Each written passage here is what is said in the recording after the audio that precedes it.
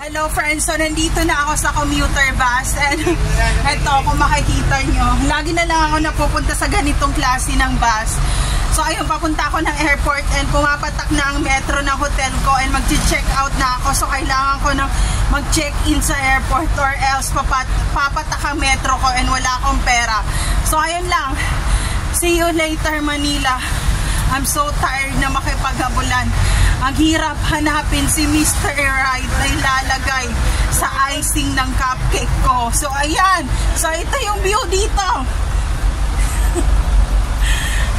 Meron na lang ako 1 hour, di ba? Para ako nag-hosting dito, di ba?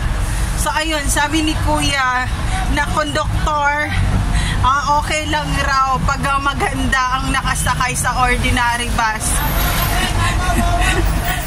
Bakit sabi mo ang pangit ko, pero bakit sabi nila ang ganda ko? Ano ba nangyayari sa'yo? Tas nung nakita ko kayo, sabi ng mga kaklase ng anak ko, mas maganda po ang mami nyo kesa dun sa mistress na kasama ng daddy nyo. So ayun lang, 19 years married, baka naman. So see you later friends. There's no safe place to all targeted individual out there. Take care always everyone.